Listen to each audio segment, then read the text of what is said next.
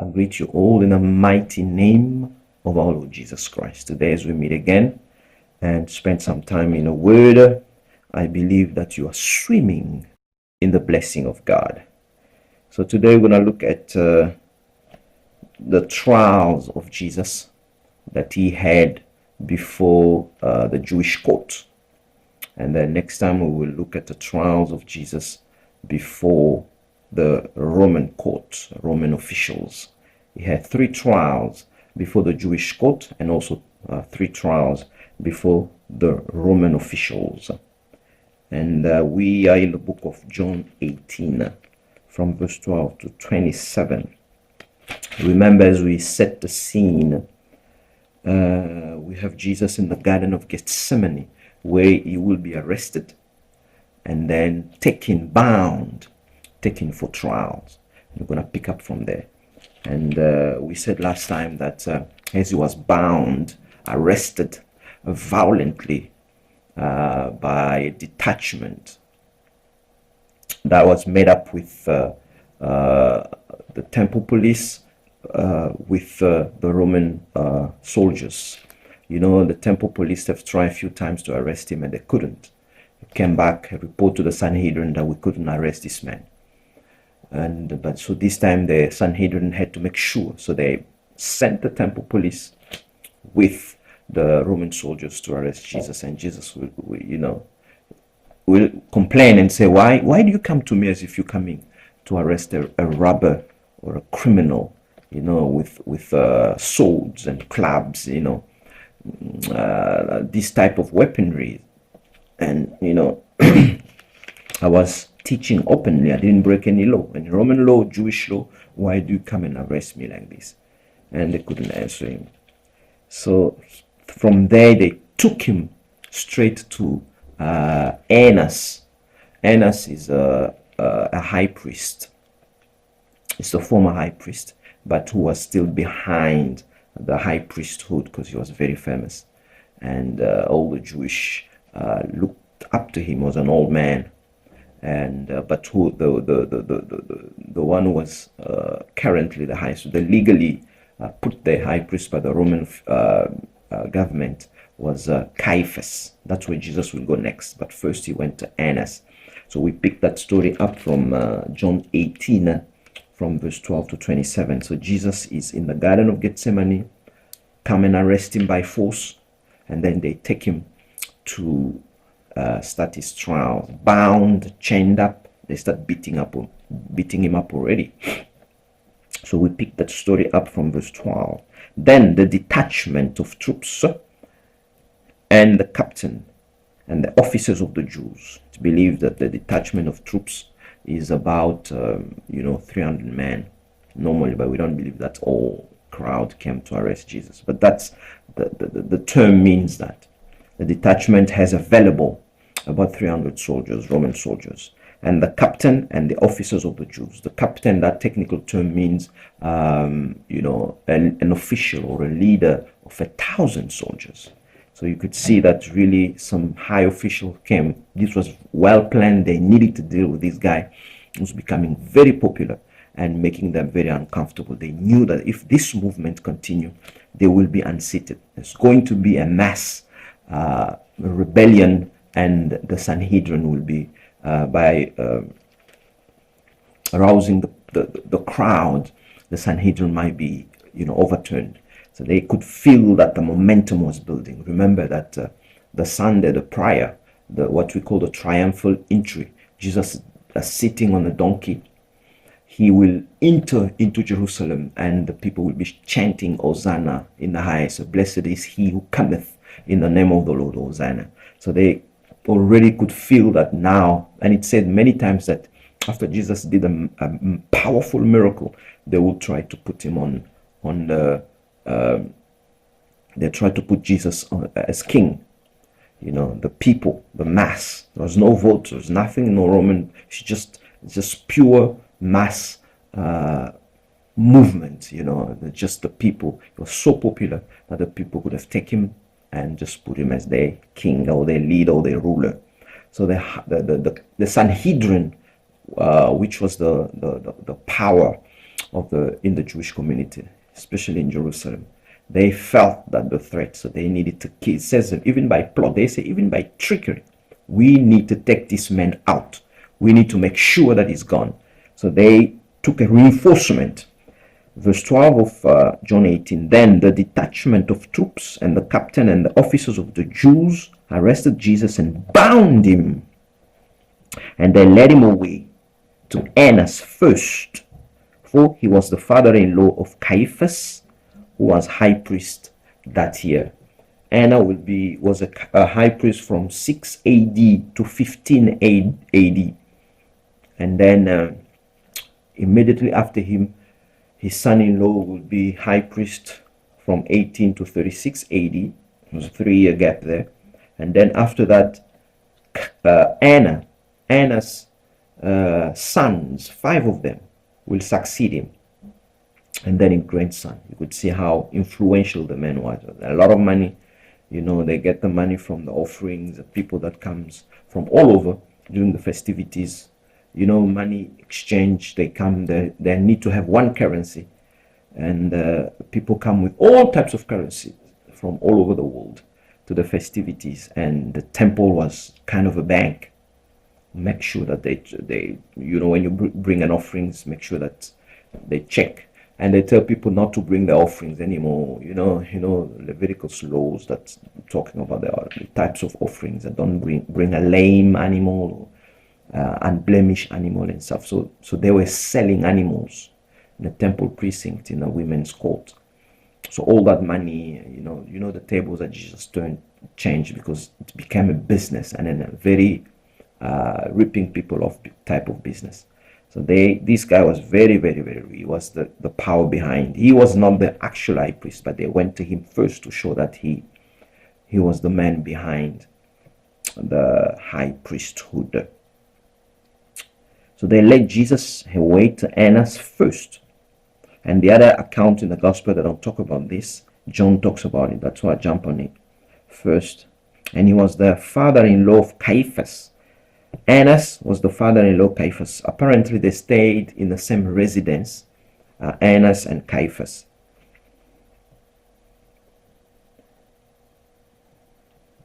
Who was high priest that year. But I don't believe that the Sanhedrin also, on this first instance, convened. I think it was just they went to Annas, just few chief priests and high priests over there, those who were from his. It wasn't the quorum, like 2/3 of the Sanhedrin. No, I don't believe that they did. Because first of all, officially it wasn't the high priest, even though he was the one commanding. He wasn't the high priest officially. Now it was Caiaphas, verse 14, who advised the Jews that it was expedient that one man should die for the people. He's the one you remember when you read in John. Is the one that advised the people that it's expedient. So John is telling us that it's the same guy. The author is saying, this is the same guy that I told you about. Verse 15, and Simon Peter followed Jesus, and so did another disciple. Now that disciple was known to the high priest and went with Jesus into the courtyard of the high priest. And it's believed that it's John.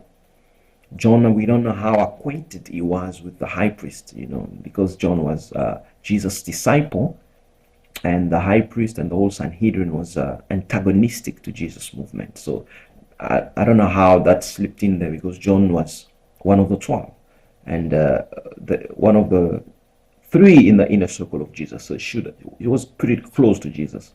I don't know how it could have been. This is not just being acquainted, like he knew the high priest. It means that they were good friends. You know that John had a house in Jerusalem, because on the cross, Jesus said to John that, talking about John and Mary, that this is your mother, John, and this is your mother, this is your son. Woman, this is your son, and son, this is your mother. And John took Jesus' mother, Mary, until she died. He stayed in Jerusalem. Apparently he had a house in Jerusalem. To have a house in the city of Jerusalem, you need to be quite wealthy. So John here was acquainted with the high priest. We don't know how, because the high priest was quite a wicked man, known to be very wicked. And even here, the trial, Jesus' trials, we will see that once they will break a lot of laws. First of all, you don't meet at night, and on the eve of because the next day, this is Thursday, Friday of that Saturday. This is Friday already. Friday, I believe it was early, very like at 2 o'clock in the morning or something. It was already. So the next day on the Sabbath, that starts on Friday 6 p.m. to Saturday 6 p.m. That's Sabbath, the eve according to the law, the rabbinical laws. You cannot hold a trial, especially for capital punishment, as the charges they were bringing because they wanted to kill him. You cannot have that before a festivity. So they broke a lot of laws just to make sure that they carry out the evil intent. Remember, I told you last time that the leadership of the church, they were so much have lost God's revelation and inspiration in being the light to the chosen people. The Jewish people were led by Judas, who was demon possessed, to go and arrest Jesus. It was Judas, it says, as he was leading them to go into the Garden of Gethsemane, that the whole Sanhedrin, the chief priests, the officials, followed Judas' leadership, who was demonically possessed of, not only the demon, the devil himself. So they have lost, and not knowing that they were following the leadership of the devil. There's no much more darkness than that. So they were completely lost. And we don't know how John, the apostle, was acquainted, or was a very good, a stronger term than just simple acquaintance. He knew the high priest well. That's verse 15. So he went into the courtyard. Apparently there was someone at the gate. Not just the public wasn't allowed into the courtyard of the high priest. But Peter stood at the door outside. Then the other disciple, who was known to the high priest, went out and spoke to her who kept the door, and brought Peter in. So Peter stayed behind because he wasn't known and he wasn't allowed to the public. So they followed Jesus after Jesus was arrested, brutally, badly. Remember, Peter will take a knife, cut the high priest here. I think one of the servants was Malchus in the garden, and Jesus will come heal the man, and that's all sin. And then they will take Jesus, bind him, take him violently. The first trial is going to happen in the house of the high priest, the former high priest, Annas. Was an old man, respected by all the Jews, but he was deposed by the Romans. One of the governor was staying of the whole region, staying in Syria, deposed him, and they put after 3 years they put Caiaphas.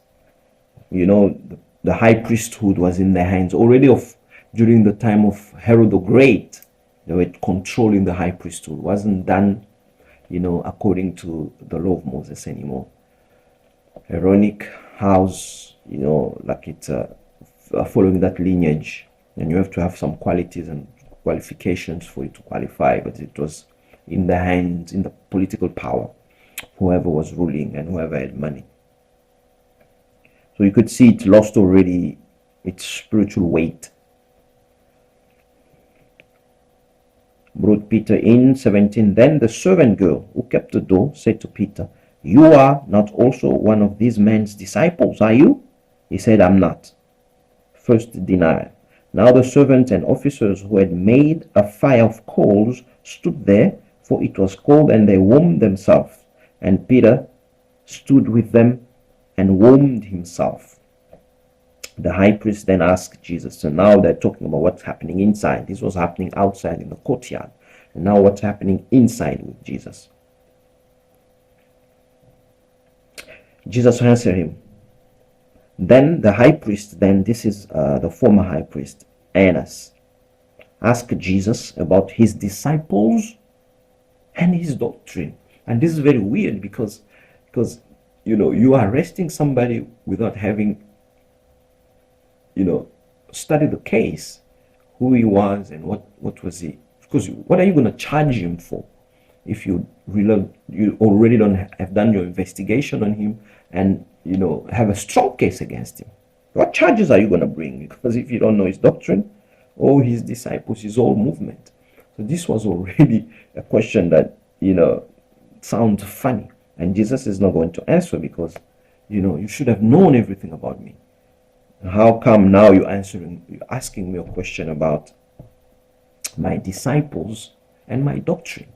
Should have known that because you arrested me as somebody who has broken already the law, so which means you must have a strong case against me. Bring that case. Verse 10, Jesus answered him, I spoke openly to the world.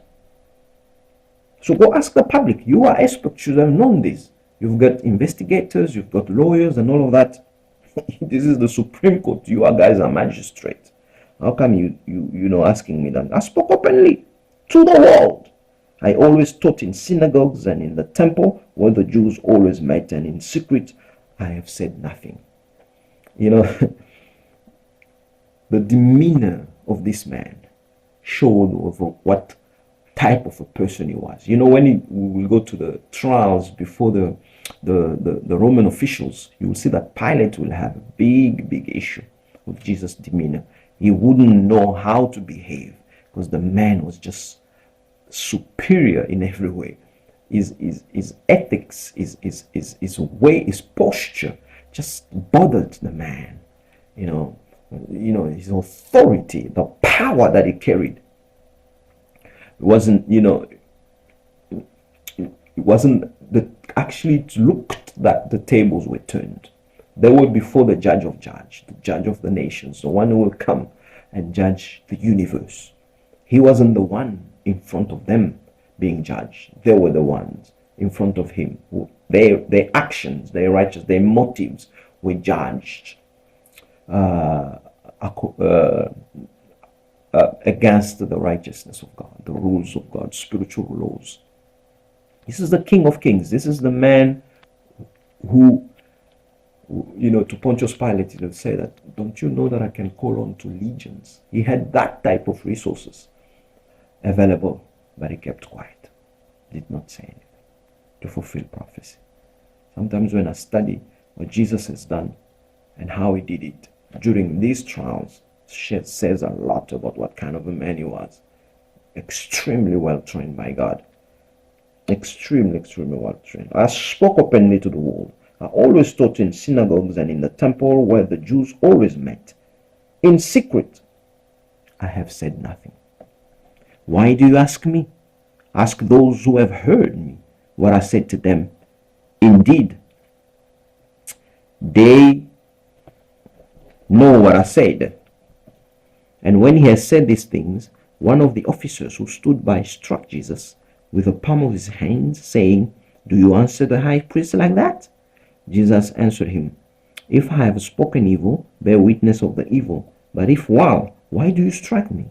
Then Annas sent him bound to Caiaphas, the high priest. So now to Caiaphas, it's going to be a second trial.